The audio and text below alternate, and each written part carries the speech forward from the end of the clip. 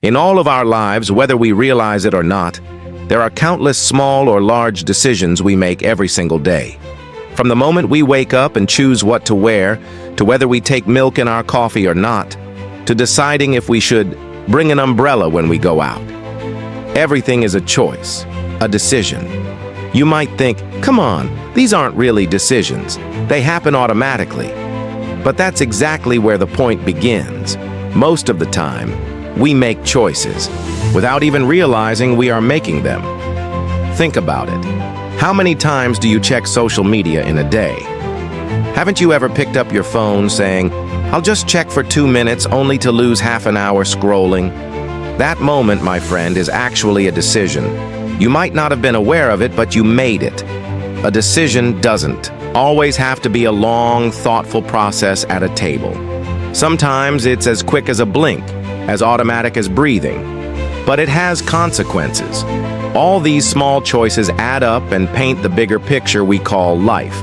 You might think you are choosing the color of your brush, but most of the time you're just making do with the palette handed to you. So the real question is, are you truly choosing, or is society, advertisements, habits, and maybe even your fears choosing for you? We all know this. Some decisions deserve careful thought. Which university will you attend? Which career will you choose? Whom will you marry?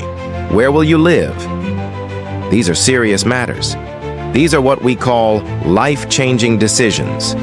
But life constantly shows us that even choices that seem small can have big consequences. For example, eating at the same fast food chain every day might feel like a minor decision for that moment, but years later, when your body shows you the bill, you realize it was a major decision after all. That's why knowing your priorities is so crucial. You need to understand, not everything can be equally important. You know that you can only focus your attention and energy on certain things, not everything. If you don't ask yourself, what is truly important to me, you'll end up chasing what others deem important. Think about it. Not everyone needs to understand space science. Discovering the secrets of the universe or understanding quantum physics is certainly important, but it may not be the most critical issue in your daily life.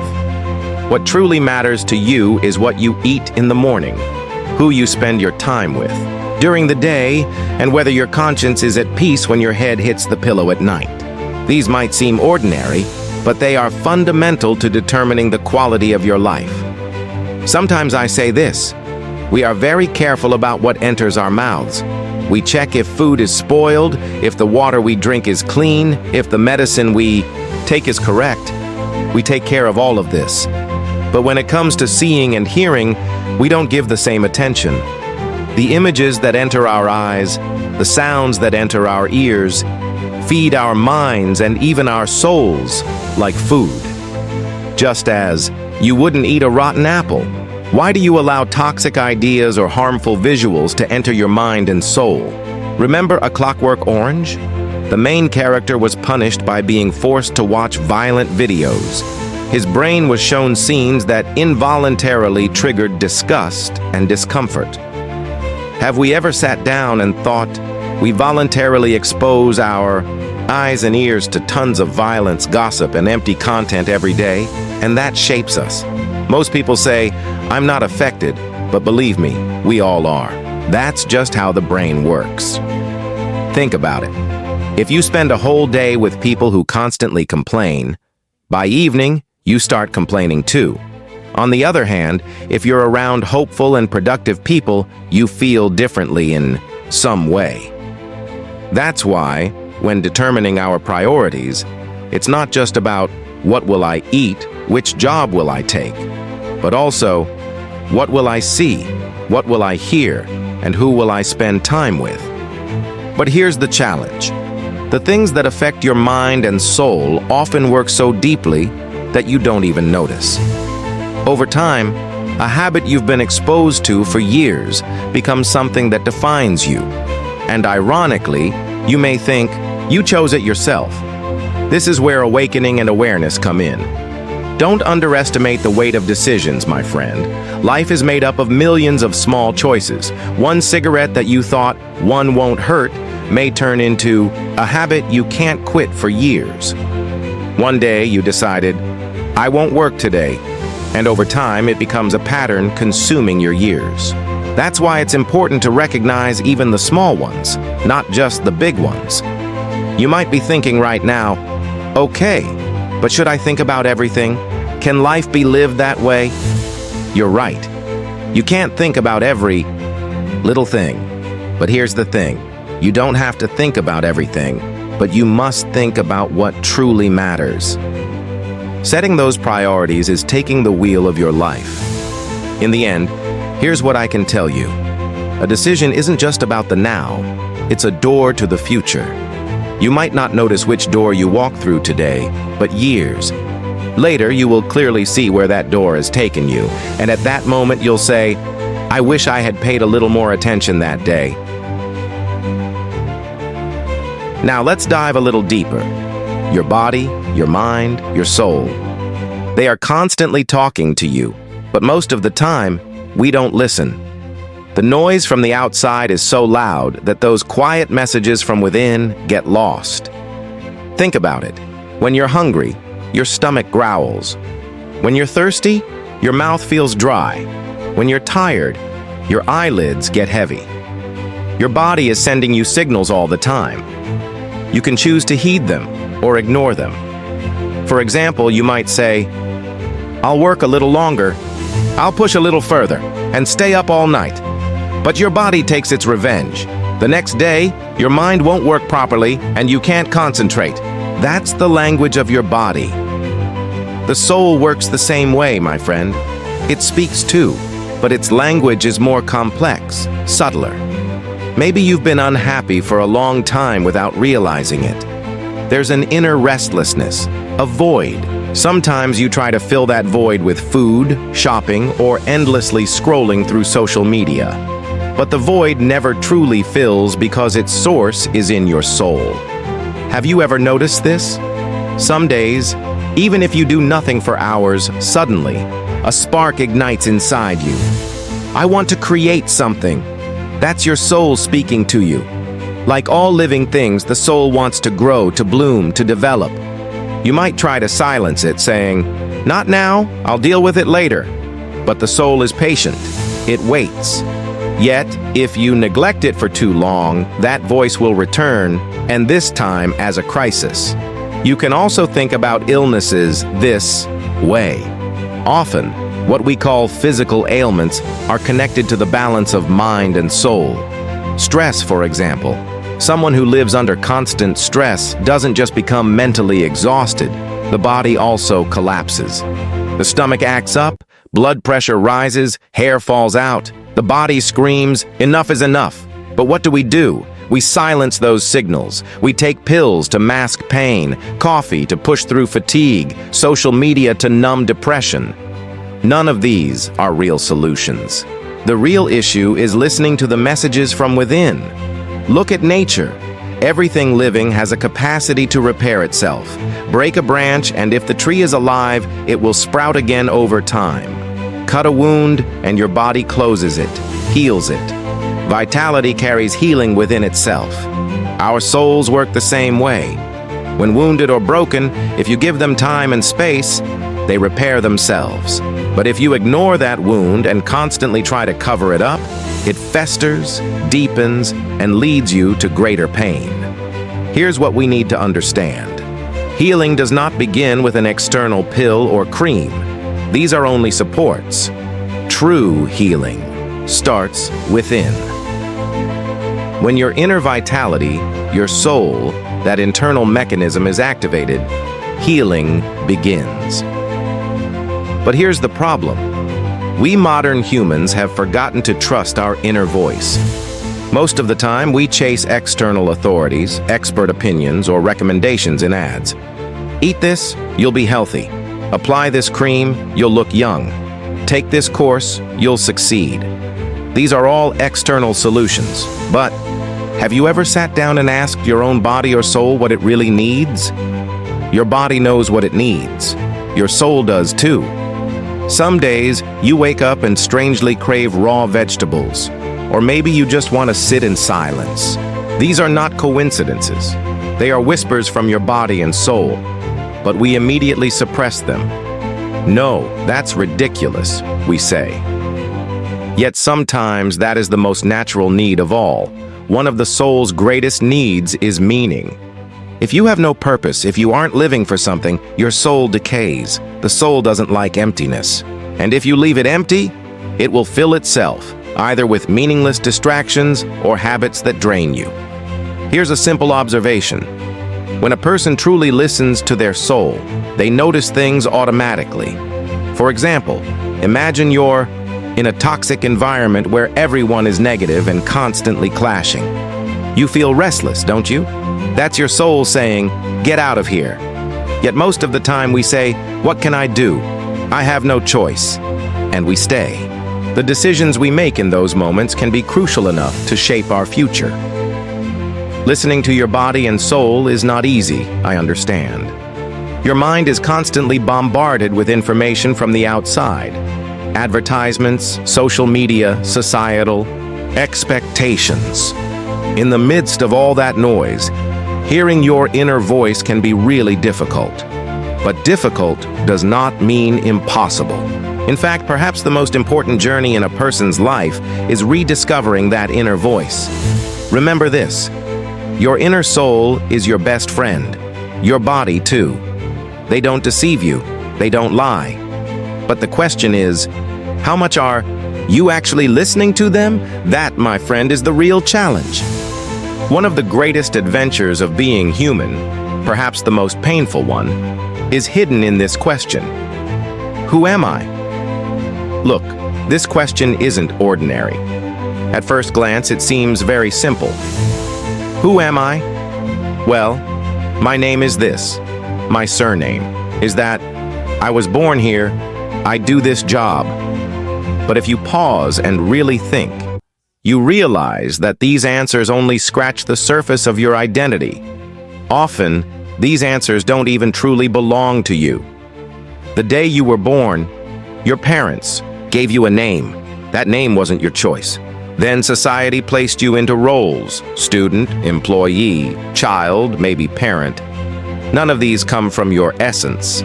They are labels stuck onto you. And yet, we spend years chasing after these labels. When someone asks, "Who are you?" you immediately respond, "I'm Liam, I'm Jenny, I studied engineering, I work at this company." But that's not the real question, because all these identities can change, disappear even. If you lose your job, your diploma burns, or your name is forgotten. Who are you then? That's where the real matter begins. Perhaps the question we should be asking isn't "Who am I?" but rather, "What am I?" Because who relates to the definitions given to you from the outside, while what relates to your essence. In other words, what am I a part of? What am I made of? Let's unpack this a little. Suppose you pick up a glass of water. You identify the glass and say, "This is a glass." But when the glass breaks, what remains? Shards of glass. The glass itself was just a temporary form, and the water, it changes constantly, evaporates, flows, enters another container. So both the glass and the water are temporary appearances. Humans are like that too. Your name, your profession, your body, they're all temporary forms. But your true what lies deeper. Now you might be thinking, okay, fine, that's nice.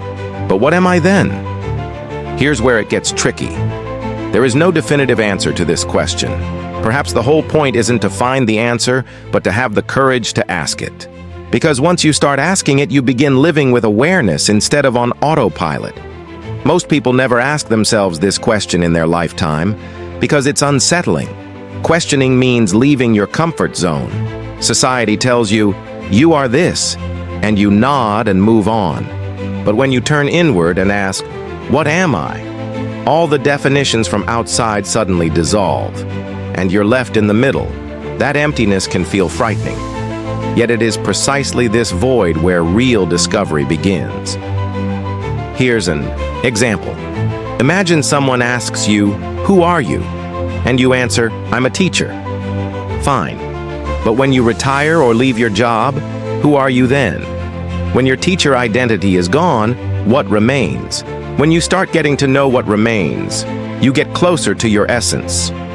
Look, the modern world constantly reminds us of our identities.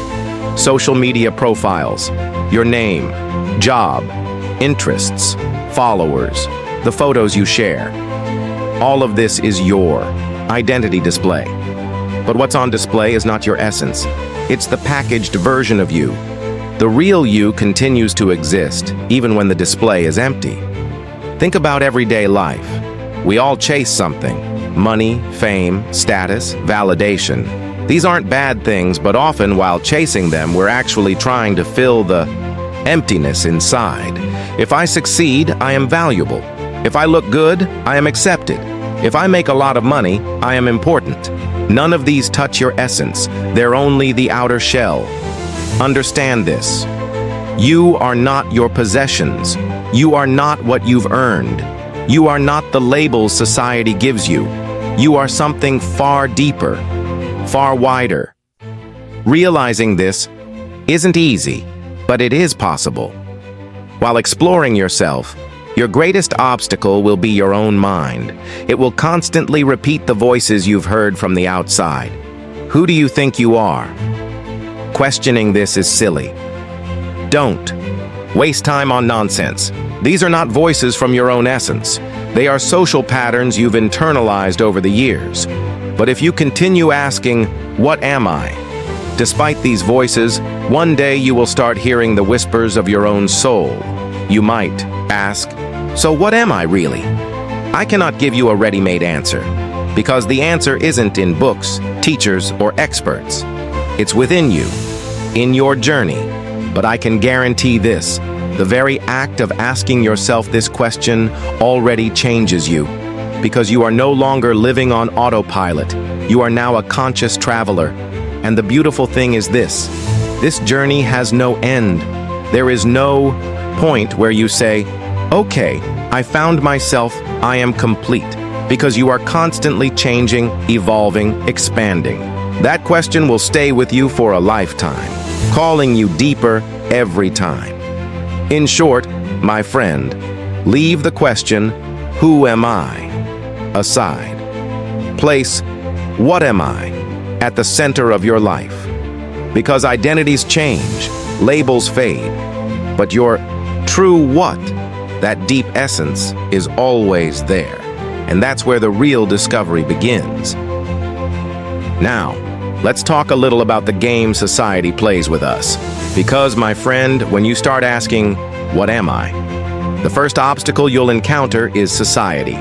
And not just the people outside, but the invisible rules you've internalized over time. From the moment we're born, we're handed a box. You are this, you are that. Behave like this, don't do that. You grow up inside that box. As a child, you're actually freer. When you draw a picture, there are no rules. When you run, there are no limits. And when you're curious about something, you ask without shame. But as you grow, that box starts to shrink. Teachers, family, neighbors, even relatives. Everyone tries to put you in line. Don't do that. It's inappropriate. Don't wear that. It doesn't suit you. Don't say that. It will be misunderstood. Bit by bit, you become unable to hear your inner voice, because now the external voices are stronger.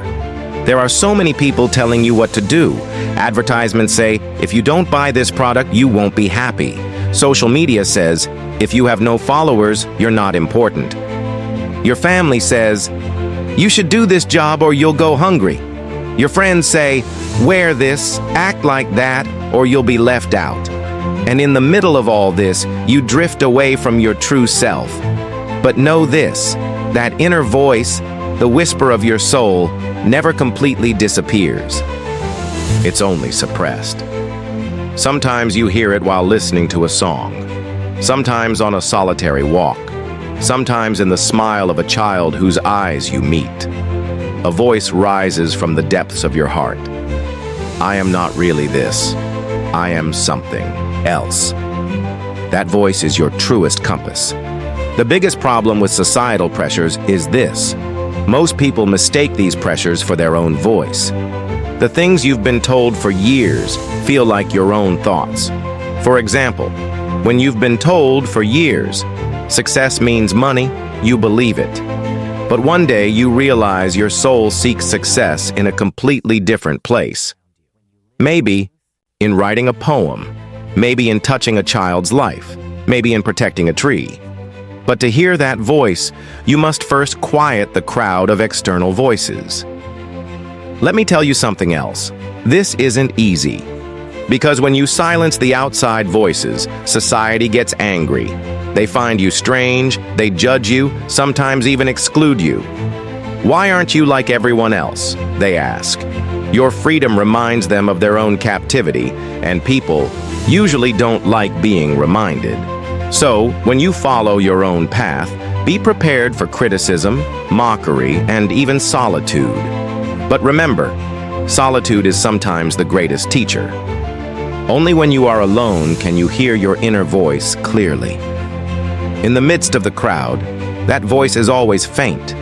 That's why you must learn to spend at least some time alone in your life, facing your own inner voice. Breaking free from society's pressures is, in fact, an act of courage. Because when you break that chain, your identity, your relationships, and your habits all shake. But that shaking is the true labor of birth. You must endure this to give birth to your own truth. From the outside, society constantly asks, "Who do you think you are?" But your inner voice says, "You are far more than you imagine." Which will you listen to? That's the whole point. Because if you listen to the external voices, you live their life, not your own. But if you listen to your inner voice, the path may be hard. You may be alone, but it will be your path. And the greatest peace a person can experience is knowing they are walking their own path. Imagine life as a river flowing. Most people are swept along in the middle, drifting wherever the current takes them. But one day, you take the oar and say, "I won't be carried by the current. I will chart my own course." That's when you truly begin to live. You may get tired, you may struggle, but that path becomes your own. Listening to your inner voice doesn't just make you happy. It inspires those around you. Because when you live your truth, you give others the courage to find their own. So this journey isn't only about you. When you find your own voice, you also serve the world. So my friend, don't be afraid to question society's pressures. Set aside everything you've been taught and ask, what do I truly want? What voice is coming from within me? When you find the answer to this question, no one will be able to deceive you easily.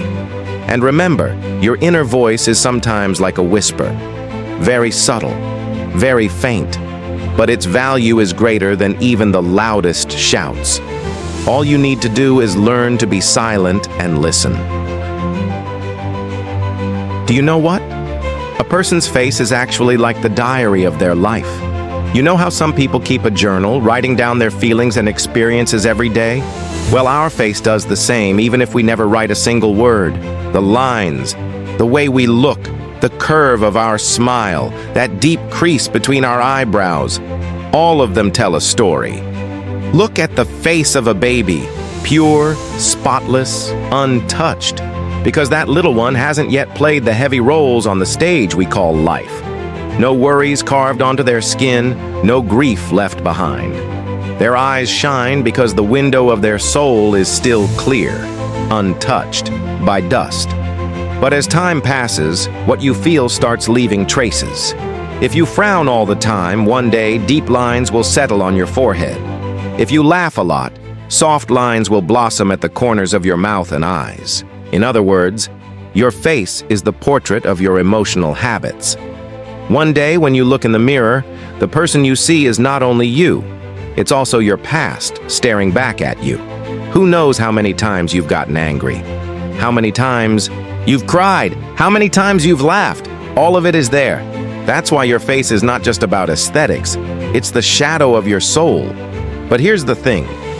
We modern people treat our face as if it were just another problem to be fixed. We try to hide our lines, conceal our age. Yet, my friend, every line on your face is a signature of what you've lived through. That crease between your brows may be the medal of your battles. The wrinkles around your lips may be the echoes of 100 laughter-filled nights. To erase them would be like erasing your own story, wouldn't it? And let me tell you this. Your face isn't only there for you to see yourself. It's also there for others to read you. We don't understand people only through their words. A sparkle in their eyes, a tightness in their jaw, the way their expression softens, these speak volumes. Someone might say to you, "I'm fine." But if their eyes are drowning in sadness, you know they're not fine. Because the face is the translator of the soul. Now think about this. If you always hide your face behind masks, how will others understand you? More importantly, how will you understand yourself? Because your face doesn't just speak to others, it also reflects back to you. Puffy eyes after crying, glowing cheeks when you smile, they help you notice your own emotions. But if you freeze your face into stillness, you lose that connection. Of course, I'm not saying don't take care of yourself, don't do aesthetics. A person can make changes to feel better. But the real question is, why am I doing this? If it's only because society demands, if it's only because you feel pressured to look young or perfect, then that's where the danger lies. Because that means drifting away from your own essence. You see, some people feel ashamed of their wrinkles. But to me, the real shame isn't having lines on your face. It's living a life with no lines at all. A life without struggle, without laughter, without tears. A smooth face may actually point to an unlived life. Lines, in truth, are the monuments of your journey. And let's not forget, facial expressions play a huge role in relationships. Imagine talking to someone whose face never changes, frozen like stone. Wouldn't it be hard to understand them? Empathy is deeply tied to facial expression. When you see someone smile, you want to smile too. When you see them frown, you share their worry. That's just how the brain works. But if we cover our faces with endless masks, that natural human bond breaks. That's why, my friend, your face is not just a matter of looks. It's one of the most important languages of being human. Your face is the translator of your soul. Instead of trying to change it, try to understand it. When you look in the mirror, don't just see wrinkles. Read the story behind them. Maybe the most beautiful thing of all is learning to accept your face. Because to accept your face is to accept yourself. And the moment you accept yourself, you find the greatest peace. Turning inward, getting to know your own soul, is deeply valuable. But on its own, it is not enough. Because a person cannot heal only by closing themselves off. Sometimes it takes an outside voice, a touch, a bit of support. After all, we exist through others. We are not shaped in a universe built alone, but in the fabric of our relationships. Think about it. In your hardest moments, being able to rest your head on a friend's shoulder. That shoulder may not solve all your problems, but it lightens your burden. Because when carried alone, the weight feels heavy. But when shared, it becomes smaller. Emotions work the same way. Pain that you keep inside, never shared, grows, rots, and eats you from within. But when you speak it out loud, when someone truly listens, its sharpness fades. One of the greatest struggles of our modern age is this. People no longer share their pain. They fear being judged, or they believe no one will really listen. So we put on masks and say, "I'm fine." But in truth, saying "I'm not fine" is an act of great courage, because those words are a call for help. And every call for help needs an ear to hear it. Never forget this, my friend. Asking for help is not weakness. The real weakness is staying silent even when you are on the verge of breaking. Sadly, in our culture, being strong is glorified, as if strength meant never crying, never asking for support. Yet the strongest people are those who can say, "I need help." And external support does not always come from people. Sometimes it comes from a book, a film, a song. Sometimes even the smallest scene on the street can touch your heart. A child's laughter, an elderly couple walking hand in hand, the cool shade of a tree. These remind you that life is not only about pain. There is healing hidden even in the smallest of things. Of course, professional help is also invaluable on this journey. Therapy, counseling, guidance. Sometimes a person wanders so long within their own mind that they can no longer see the way out. At that moment, a guide can show the path. They can see what you cannot. And with just a word or a question, they can open a window you never imagined. But know this, outside, support only opens a door. Walking through it is up to you. No one else can heal in your place. No one else can accept your pain for you. They can show the way, shine a light, but the steps must be yours. Healing comes from both, the courage within and the support from without. And maybe the greatest support of all is feeling that you are not alone. Think about it. Among billions of people in the universe, there are others who feel your pain, who ask the same questions, who fight the same battles. You are not alone. We are all wounded in our own ways, carrying our own burdens. And that's shared. Truth brings comfort. Because nothing makes pain grow like the feeling of loneliness. So, my friend, the journey of healing happens neither in complete isolation nor by leaning entirely on others. It requires balance. When you bring together the strength within and the support around you, that is when true transformation happens. One of the things people run away from the most is actually becoming aware of their own life. Because awareness brings responsibility. If you live consciously, you can no longer hide behind excuses. You lose the luxury of saying, "There's nothing I can do."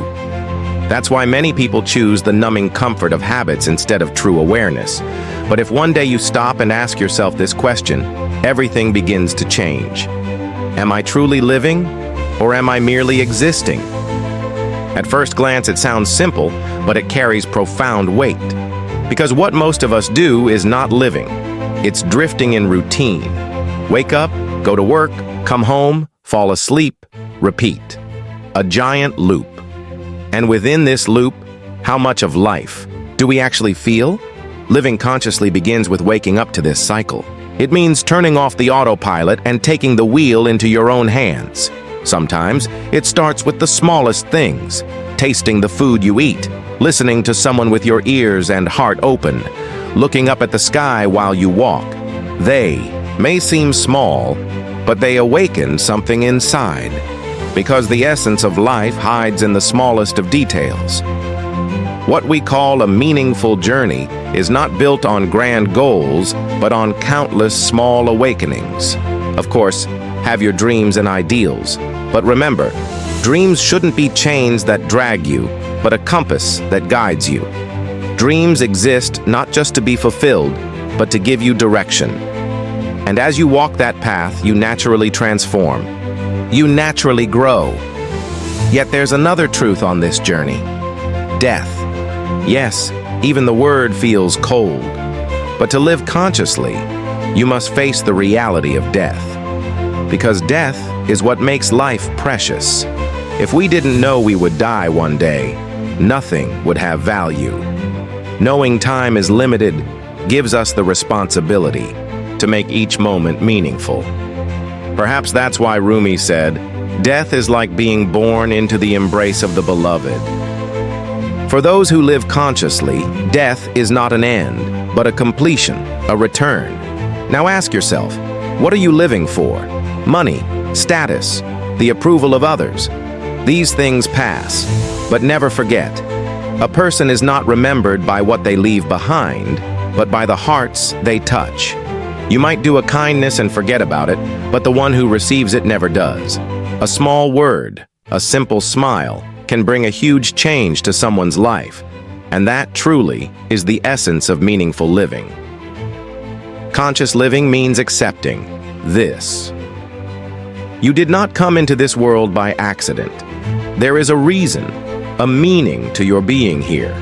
That meaning is not written in great books. It hides in the small moments of your life, in the hug you give a friend, in patting a child's head, in breathing beneath the shade of a tree. To notice those moments, that is real awareness. And the journey, it is not an endless road. Every one of our paths will one day meet the soil. But what matters is not the destination, it is who you became along the way. Did you love? Did you forgive? Did you give thanks? Did you dare? That is the real question, because in the end, what remains is the person you became within. My friend, living consciously is not easy. At times you will be exhausted. At times you will fall hard. But know this, every fall is the beginning of a new rise. As long as you remain aware of your journey, you will find meaning. For an aware journey is a meaningful life. And a meaningful life is the most beautiful trace we can leave upon eternity.